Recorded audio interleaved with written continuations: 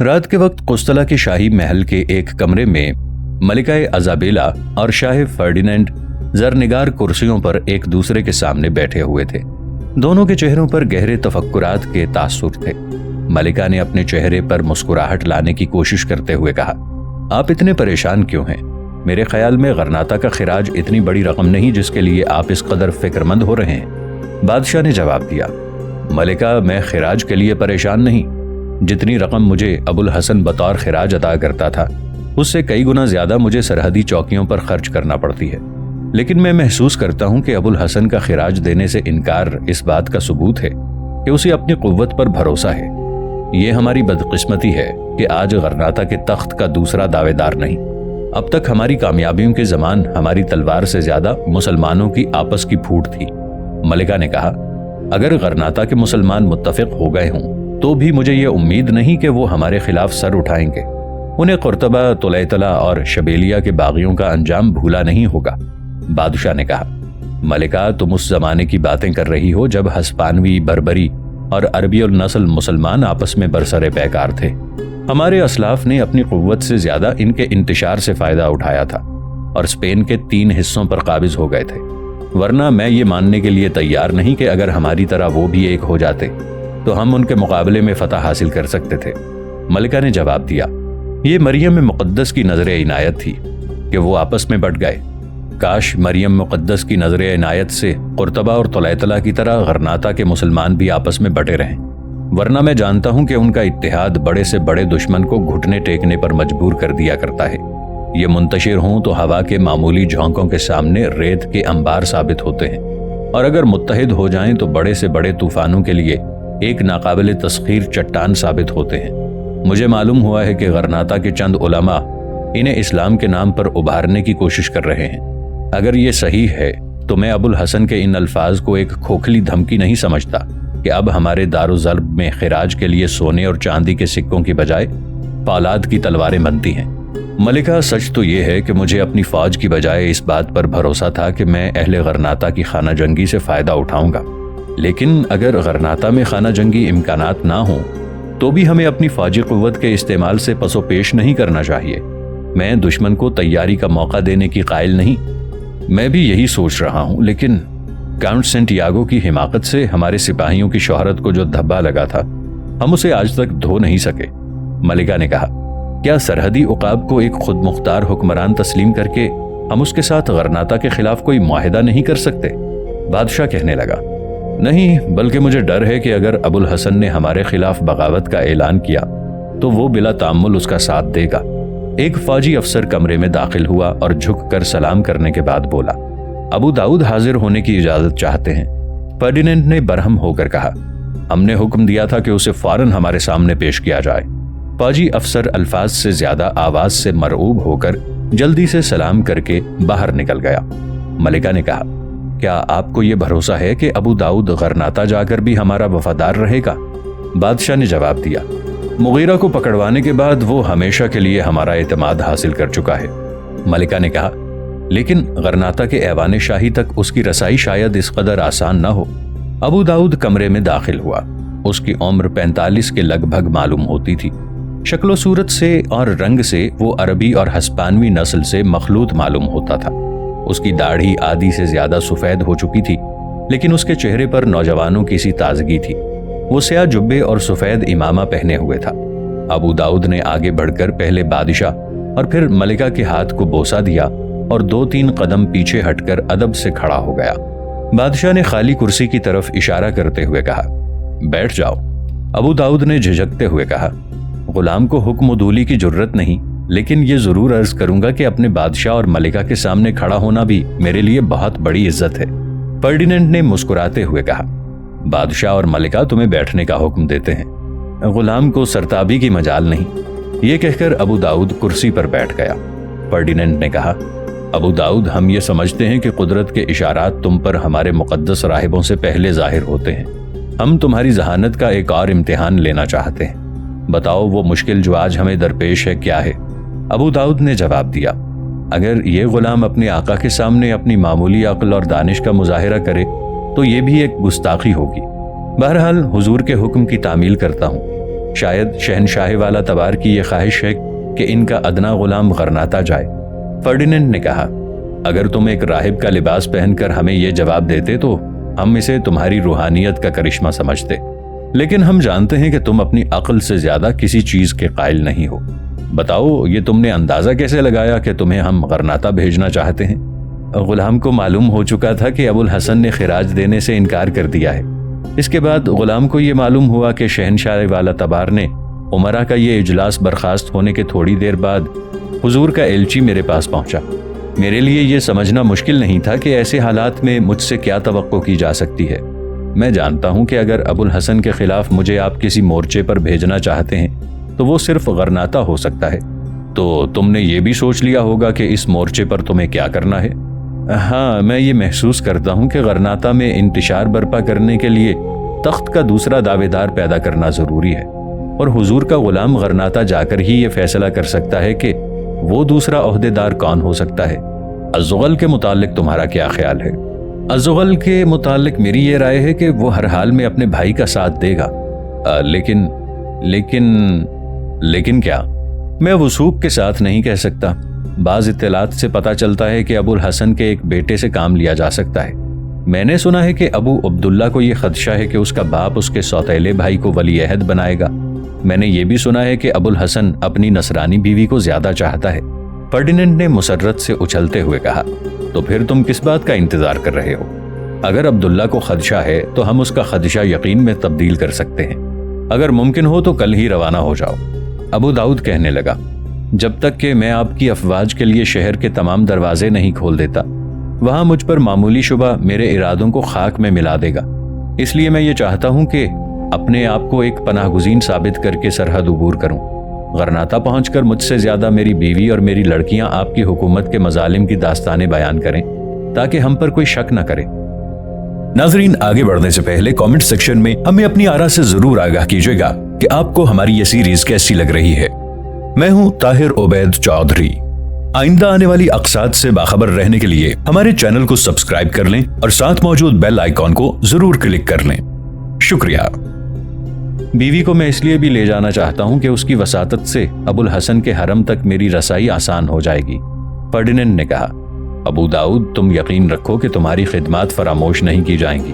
ہم وعدہ کرتے ہیں کہ تم غرناطہ میں ہمارے پہلے گورنر ہوگے، اور جب تک اندلس کا تخت ہمارے خاندان کے قبضے میں رہے گا، غرناطہ کی گورنری تمہارے خاندان کے قبضے میں رہے گی۔ اگر چاہو تو میں تحریر دینے کے لیے تیار ہوں۔ ابو داؤد کہنے لگا، خادم کے لیے حضور کی زبان تحریر سے کم نہیں۔ بہت اچھا، تم الصبا مجھ سے ملو۔ غرناطہ کی مہم کے لیے تمہاری تمام ضروریات شاہی خزانے سے مہیا کی جائیں گی۔ بارش زوروں پر تھی۔ 4 گھوڑوں کی ایک بگھی کیچڑ سے لت پت فرڈینینڈ کے مملکت کے ایک سرحدی قلعے کے دروازے پر آ کر رکی۔ قلعے کا محافظ جو دروازے پر انتظار کر رہے تھے بھاگتے ہوئے باہر نکلے اور بگھی کے گرد جمع ہو گئے۔ ایک نوجوان نے، جو ان کا افسر معلوم ہوتا تھا، آگے بڑھ کر بگھی کا دروازہ کھولا اور اندر جھانکنے کے بعد ادب سے سلام کرتے ہوئے کہا، مجھے آپ کے متعلق گورنر کی ہدایات موصول ہو چکی ہیں۔ آپ کے لیے تازہ دم گھوڑے تیار ہیں، لیکن بارش کے اس طوفان میں بگھی کا سفر شاید آپ کے لیے تکلیف دہ ہو۔ اس لیے اگر آپ مناسب سمجھیں تو کم از کم بارش بند ہونے اور پہاڑی ندی نالوں کا پانی اترنے تک یہاں قیام فرمائیں۔ آپ کا کھانا تیار ہے۔ ابو داؤد نے باہر جھانکتے ہوئے جواب دیا، میرے سفر کے لیے یہ موسم بہترین ہے، ہم یہاں سے کھانا کھاتے ہی چل پڑیں گے۔ میں تمہیں اپنے سفر کے سلسلے میں چند ہدایات بھی دینا چاہتا ہوں۔ ہم دل و جان سے آپ کے ہر حکم کی تعمیل کریں گے۔ آئیے۔ ابو داؤد کے ساتھ اس کی بیوی اور 2 نوجوان لڑکیاں بگھی سے اتریں۔ ایک لڑکی جس کا نام اینجلا تھا، دوسری لڑکی سے عمر میں 2-3 برس چھوٹی معلوم ہوتی تھی۔ اس کا گول چہرہ، نیلی آنکھیں اور سنہرے بال بالکل اپنی ماں کی طرح تھے۔ اس کے خد و خال میں بھی اس کی ماں کے گزرے ہوئے شباب کا عکس نظر آتا تھا۔ دوسری لڑکی کا نام ربیہ تھا، وہ اینجلا کی سوتیلی بہن تھی۔ ربیہ کی سیاہ اور چمکدار آنکھیں اپنی سوتیلی ماں اور بہن دونوں سے مختلف تھیں۔ وہ قد میں بھی ان دونوں سے قدرے لمبی تھی۔ اس کے چہرے کی سفیدی میں ہلکی سی سرخی دیکھ کر ایسا معلوم ہوتا تھا کہ مصور فطرت نے دودھ اور شہد گھول کر اس میں تھوڑا سا گلابی رنگ ملا دیا ہے۔ چہرے کے خد و خال میں سنجیدگی اور شوخی کے امتزاج نے اسے نسوانی حسن اور وقار کی ایک بہترین تصویر بنا دیا تھا۔ ربیہ اور اینجلا کی شکلوں میں ایک معمولی مشابہت تھی، ایسی مشابہت جسے محسوس کیا جا سکتا ہے لیکن بیان نہیں کیا جا سکتا۔ دونوں لڑکیاں حسین تھیں۔ اینجلا کا حسن اگر لالۂ صحرا کا قہقہا تھا تو ربیہ کی سنجیدگی میں ایک نیم وا کلی کی مسکراہٹ تھی۔ فوجی افسر کی رہنمائی میں یہ لوگ قلعے کے ایک کمرے میں داخل ہوئے اور کھانے کی میز کے گرد کرسیوں پر بیٹھ گئے۔ نوکروں نے پرتکلف کھانے چاندی کے برتنوں میں لا کر میز پر رکھ دیے۔ ابو داؤد کا اشارہ پا کر فوجی بھی ان کے ساتھ ایک کرسی پر بیٹھ گیا۔ کھانے کے دوران میں ابو داؤد نے اس سے سوال کیا، یہاں سے غرناطہ کی پہلی چوکی کتنی دور ہوگی؟ افسر نے جواب دیا، کوئی 8 کوس دور ہوگی، لیکن کوئی 3 کوس چلنے کے بعد آپ ان کی حدود میں داخل ہو جائیں گے۔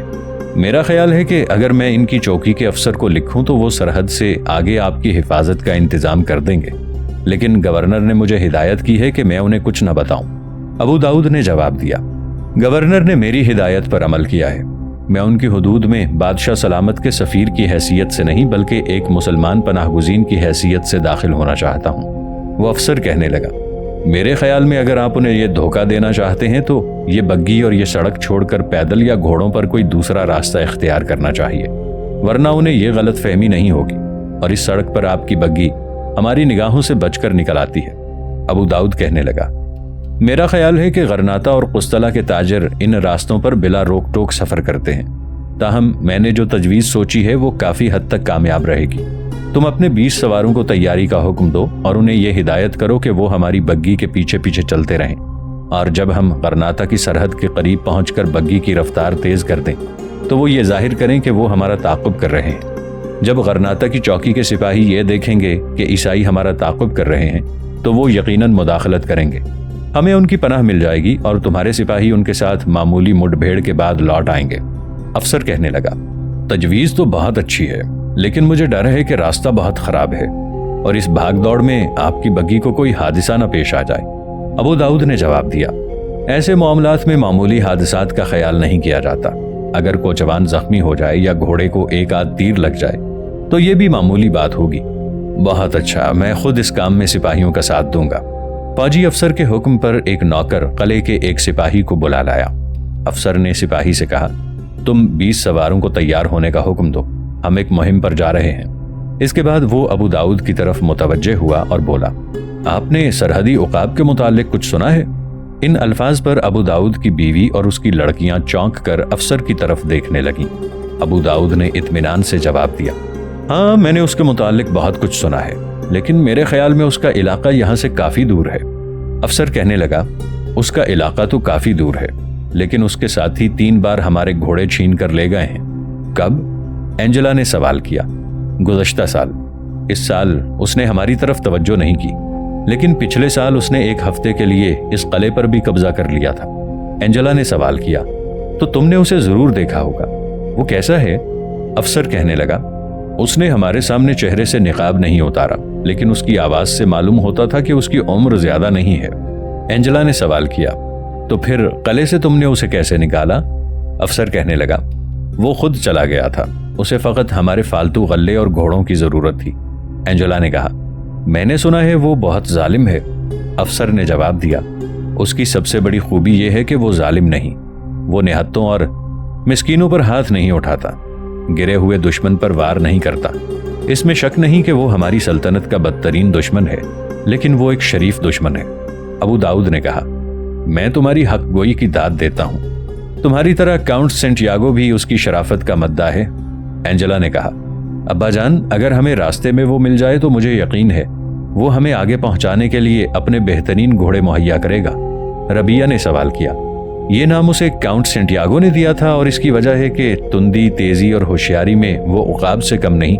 ابو داؤد نے سوال کیا، کیا یہ درست ہے کہ وہ مغیرہ کا بیٹا ہے؟ افسر کہنے لگا، اس کے متعلق لوگوں کی مختلف رائے ہیں، بعض کہتے ہیں کہ وہ مغیرہ کا بیٹا ہے، بعض کا یہ خیال ہے کہ وہ کوئی مراکشی ہے۔ ابو داؤد نے کہا، ہمیں بہت جلد معلوم ہو جائے گا کہ وہ کون ہے۔ فوجی افسر نے سوال کیا، کیا بادشاہ سلامت اس پر چڑھائی کرنے کا ارادہ کر چکے ہیں؟ ابو داؤد نے جواب دیا، उसकी कुव्वत इतनी बड़ी नहीं कि बादशाह सलामत बजाते खुद उस पर चढ़ाई का इरादा करें। इसलिए फकत एक होशियार आदमी की जरूरत है जो उसके तरीके जंग से वाकिफ हो। बारिश उसी तरह जोरों पर थी। कोई 2.5 कोस मामूली रफ्तार से चलने के बाद अबू दाऊद ने कोचवान को बग्घी तेज करने का हुक्म दिया। पीछे आने वाले सवारों ने अपने अफसर का इशारा पाकर अपने घोड़े रोक लिए। जब बग्घी कोई 1 मील दूर निकल गई तो उन्होंने घोड़ों को सरपट छोड़ दिया। वादी के नशेब में सड़क के बाज हिस्से पानी में गायब हो रहे थे, इसलिए कोचवान अबू दाऊद के इसरार के बावजूद किसी हद तक एहतियात से काम ले रहा था। जब बग्घी और ताक़ुब करने वालों में फासिला बहुत कम रह जाता तो सवार बग्घी को आगे निकल जाने का मौका देने के लिए अपनी रफ्तार कम कर देते।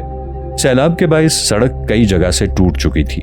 रास्ते के पत्थरों और गढ़ों में एहतजाज कर रही थी। खुद अबू दाऊद का सर बार बार अपनी बीवी और लड़कियों से टकरा चुका था, लेकिन वो एंजेला की चीखों और अपनी बेवी की वावेले से कतन बेपरवाह नजर आता था। एक दफा बग्घी पानी में डूबी हुई सड़क के किसी पत्थर से टकराकर उछली और चीखती चिल्लाती मेरिया का सर छत से जा लगा। वो चिल्लाई, बग्घी को रोकने का हुक्म दो वरना मैं दरवाजा खोलकर छलांग लगा दूंगी। तुम वहशी हो, तुम आज मेरी बच्ची की जान लेकर रहोगे। मैं जानती हूं तुम्हारी नीयत ठीक नहीं। तुम गरनाता पहुंचने से पहले हमसे छुटकारा हासिल करना चाहते हो। खुदा के लिए बग्घी को रोको। एक और जबरदस्त झटके के साथ रबिया और एंजेला के सर आपस में टकरा गए। एंजेला ने दुहाई मचाई तो अबू दाऊद ने कहा, अगर मुझे मालूम होता कि तुम अपनी मां की तरह इतनी कम हौसलगी का सबूत दोगी तो मैं तुम्हें अपने साथ ना लाता। रबिया की तरफ देखो, उसके मुंह से शिकायत का एक लफ्ज भी नहीं निकला। अबू दाऊद का यह कहना था कि मेरिया और एंजेला रबिया पर बरस पड़ी। मेरिया ने कहा, रबिया को अपने हम मजहब और हम कौम लोगों के पास जाने की खुशी है। एंजेला चिल्लाई, रबिया को यह भी यकीन है कि हादिसा पेश आने पर आप सबसे पहले इसकी तरफ मुतवज्जे होंगे। रबिया ने उनके तानो तशनी से बेपरवाही जाहिर करते हुए कहा, अब्बा जान, एंजेला और अम्मी जान को क्यों परेशान करते हैं?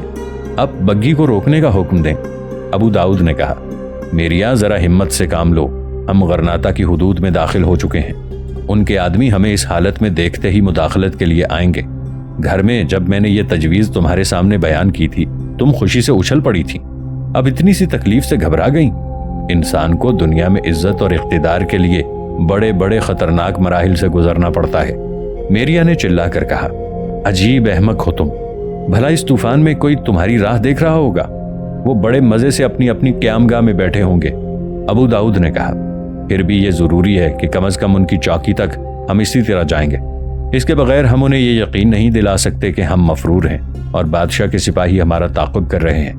बग्घी अब एक पहाड़ी की बुलंदी की तरफ निस्बतन हमवार सड़क पर जा रही थी, इसलिए मेरिया और एंजेला की जबानें अगरचे अब भी चल रही थीं, लेकिन उनका जोशो खरोश कम हो रहा था। कोचवान चिल्लाया, मैंने एक सवार देखा है। अबू दाऊद कहने लगा, बस अब काम बन गया, अब अपने और भी साथियों को खबरदार करेगा। ये कहते हुए अबू दाऊद ने बग्घी की खिड़की से सर निकालकर पीछे की तरफ झांका और पीछे आने वाले सवारों को हाथ का इशारा दिया। साथ ही उसने कोचवान को बग्घी ज्यादा तेज करने की हिदायत की। थोड़ी देर बाद जब बग्घी पहाड़ी से नीचे उतर रही थी, कोचवान बुलंद आवाज में चिल्लाया, वादी के नशेब में पानी ज्यादा मालूम होता है, सड़क का कोई निशान तक नजर नहीं आता। बग्घी को अंधाधुंध आगे ले जाना खतरनाक होगा। अबू दाऊद ने कहा, एहतियात जरूर करो लेकिन बग्घी को रोको नहीं, तुम्हें दुगना इनाम दिया जाएगा। मेरिया और एंजेला ने फिर आसमान सर पर उठा लिया। अबू दाऊद ने उन्हें तसल्ली देते हुए कहा, कोचवान बेवकूफ नहीं, वो नशेब में पहुंचकर खुद ब खुद रफ्तार कम कर देगा। अबू दाऊद ने दोबारा पीछे की खिड़की से सर निकालकर ताक़ुब में आने वाले सवारों को इशारा किया और उन्होंने घोड़ों की रफ्तार कम कर दी। वादी का नशेब एक अच्छी खासी नद्दी मालूम होता था, लेकिन कोचवान ने ज्यादा इनाम की खातिर अपने सीने पर निशाने सलीब बनाते हुए घोड़े पानी में डाल दिए। लेकिन चंद गज आगे जाने के बाद बग्घी सड़क से उतर गई और अगले 2 घोड़े किसी पत्थर से ठोकर खाने के बाद गिर पड़े। बग्घी के अचानक रुकने से अगले सिरे पर बैठा हुआ कोचवान उछलकर घोड़े की पीठ पर गिरा और वहां से लड़खड़ाते हुए पानी में आ रहा। एक लम्हे के बाद चारों घोड़े फिर बेतहाशा भाग रहे थे। पानी ज्यादा गहरा नहीं था। घोड़े किसी और हादसे के बगैर नशेब से गुजरकर सड़क पर पहुंच गए। एक और टीला उबूर करने के बाद बग्घी एक वसी मैदान में दाखिल हुई। अबू दाऊद को अंदर बैठे हुए ये खबर नहीं थी कि बग्घी अपने कोचवान से महरूम हो चुकी है। تاہم جب گھوڑوں نے سڑک پار کی تو اس نے کوچوان کو آوازیں دی۔ کوئی جواب نہ پا کر اس نے بگی کا دروازہ کھولا اور باہر جھانکنے لگا۔ کوچوان غائب تھا۔